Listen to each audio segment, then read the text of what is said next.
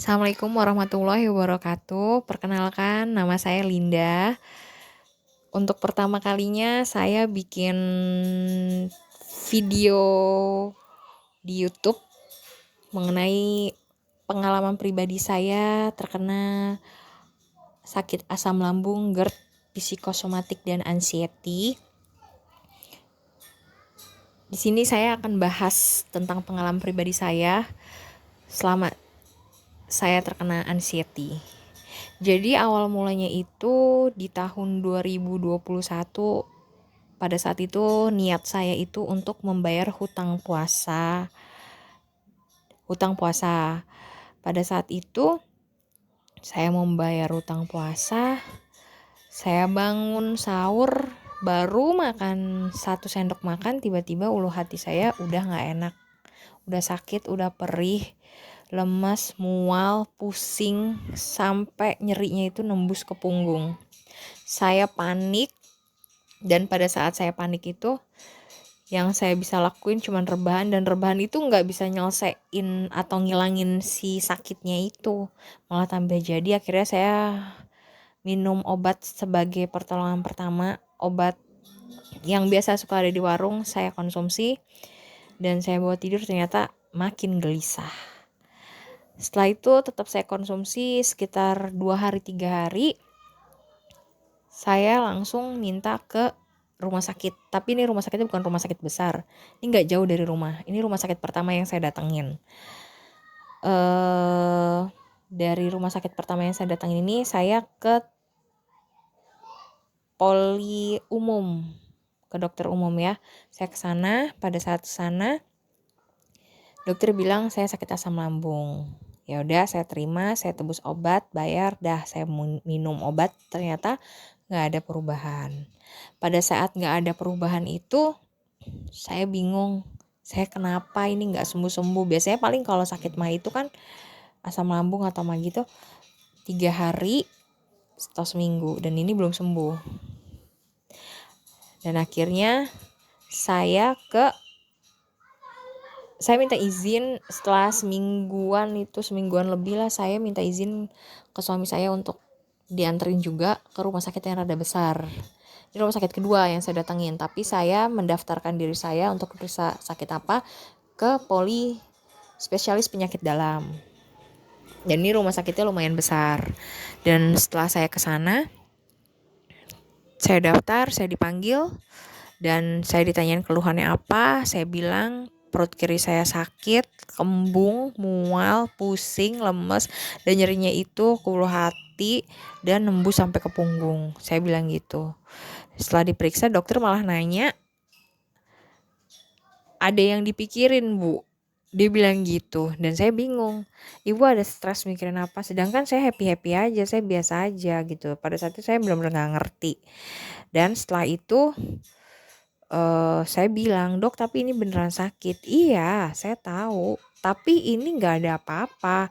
Saya berharapnya pada saat itu saya di USG gitu kan, atau di lab gitu, biar tahu kenapa nih gitu kan, biar ketahuan dan diobatin gitu.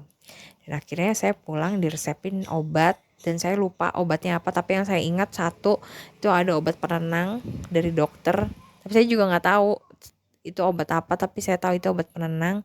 Itu diminumnya 1 hari sekali, dan itu atas resep dokter ya teman-teman, gak boleh main sembarangan minum. Udah selesai, saya pulang sekitar 2 mingguan, dan itu belum ada perubahan. Terus saya pikir, apa saya diguna-guna ya? Saya sempat mikir gitu. Terus saya datang ke orang pinter gitulah pokoknya gitu. Saya datang, dia bisa ngeliat-liat gitu. Saya minta tolong liatin gini. Dia bilang ada yang guna-guna saya lah, ada yang gini-gini ya, pokoknya gitulah gitu. Percaya dan gak percaya, akhirnya saya diurut sama dia. Diurut, bukannya tambah enak, makin jadi dan gak enak. Dan akhirnya seminggu setelah itu, saya datang lagi ke dokter yang sama di rumah sakit yang kedua itu. datang lagi dan dokter bilang, ibu tuh nggak kenapa-napa. Tapi saya sakit beneran. Tapi ibu percaya ini nggak kenapa-napa. Ibu tuh harus healing ini itu. Dia bilang gitu, jangan stres. Tapi sedangkan saya nggak ngerasa diri saya tuh stres. Saya tuh bener-bener biasa aja gitu. Saya nggak ada urusan apa-apa dan nggak ada masalah apa-apa. Saya happy aja, dok. Iya, tapi mau gimana? Akhirnya udah sama dokternya dikasih obat lagi sama, dan saya nggak minum. Karena emang menurut saya minum pun saya nggak ada perubahan gitu kan, saya pikir. Ya udah, selesai. Akhirnya masih nggak enak, saya ke rumah sakit di rumah sakit yang ketiga, beda tempat. Saya datang, saya juga ke poli penyakit dalam. Saya datang, daftar, langsung ditanyain sakit apa. Saya bilang sakit perut kiri saya, asam lambung, ulu hati saya sakit. Saya bilang, ya udah, kata dokter, ya udah kita ini aja deh, cek lab. Dia bilang gitu. Saya tanya, boleh nggak di rumah sakit nggak? Saya bilang gitu. Boleh di luar, boleh. Dia bilang gitu. Ya udah.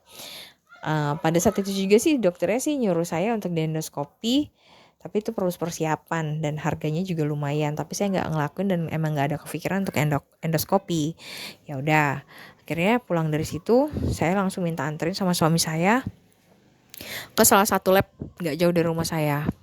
Sana seingat saya ngambil lab itu hari Kamis dan jadi hari Jumat setelah sholat Jumat itu jadi. Saya nggak bisa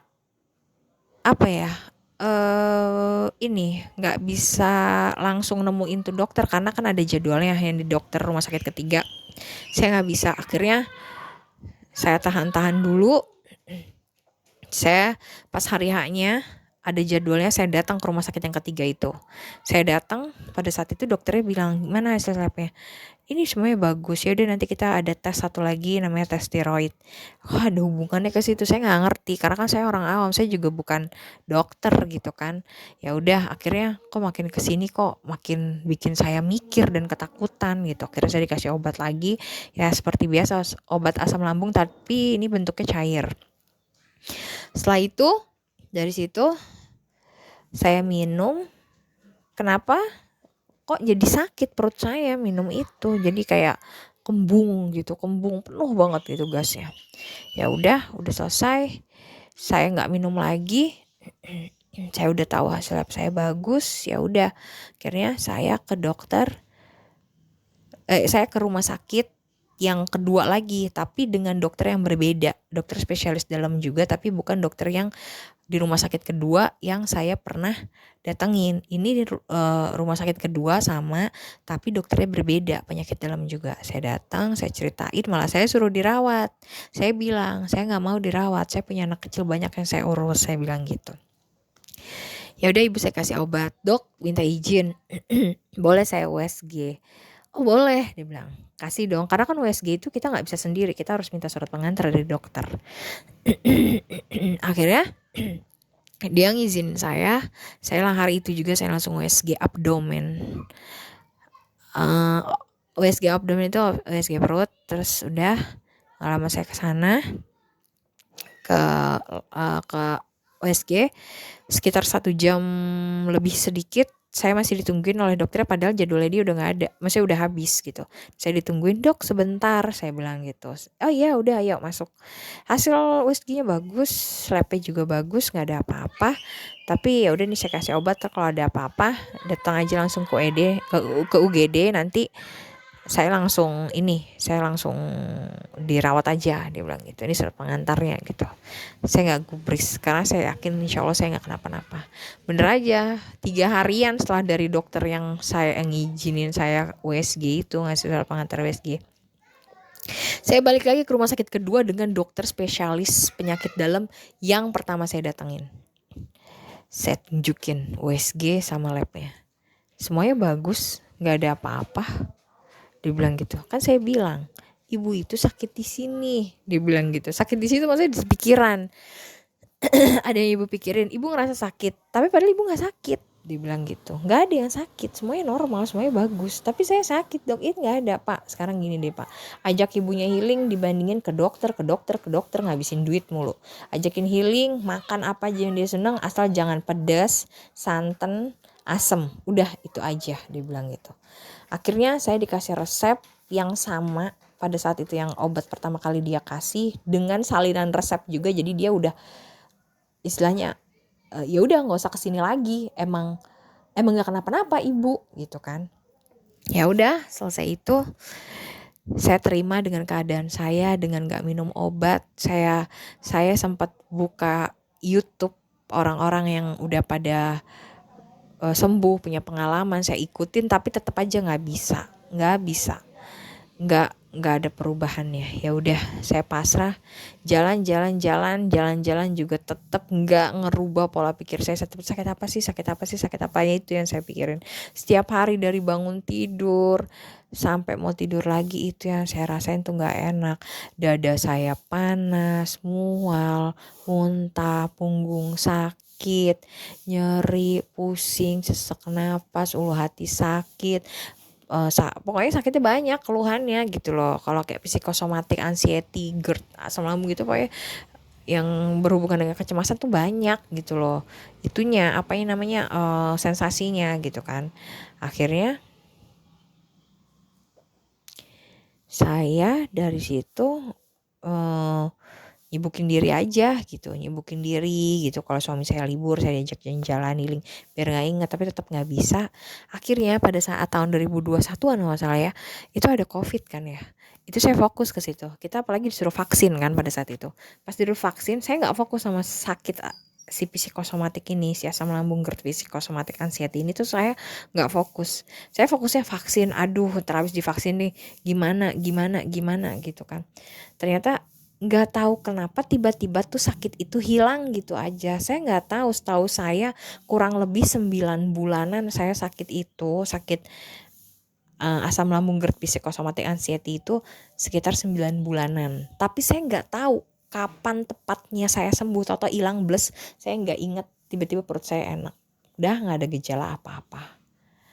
Intinya sih kalau saya pikir ini tuh penyakit tuh kalau kita rasa makin jadi gitu loh.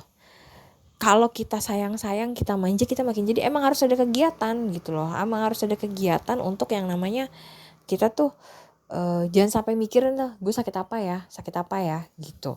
Makin dipikirin dia tuh makin seneng. Istilahnya tuh lingkaran setan, kita tuh nggak keluar-keluar. Iya, gitu. Jadi ada sensasi kita terima, kita jalanin, ya udah. Insya Allah sih hilang, tapi dia nggak bisa hilang langsung bles hilang gitu, enggak. Saya juga pas 9 bulan lebih itu, tapi tepatnya nggak tahu hari apa, kapannya gitu. Yang seingat saya sih 9 bulan. Itu emang hilangnya bertahap. Yang tadinya misalnya ada ulu hati sakit, jadi enggak, dadanya panas, jadi enggak gitu. Tadinya mah ada, tapi karena nggak fokus jadi tiba-tiba hilang satu-satu. Ya udah sembuh bukan sembuh total sih, masih sembuh bener-bener, sensasinya hilang satu-satu, dan emang udah nggak kerasa apa-apa lagi, udah enak gitu hilangnya. Dan awal cerita saya ya seperti itu, terkena ya tahun 2021. Iya, jadi buat kalian yang pada masih berjuang dengan asam lambung, GERD, psikosomatik, dan anxiety, semoga cepat sembuh, sehat. Ayo kita jaga 3P kita, pola makan, pola pikir, pola hidup, dan jangan stres, olahraga, jangan makan asam, pedas, sama santan-santan dulu.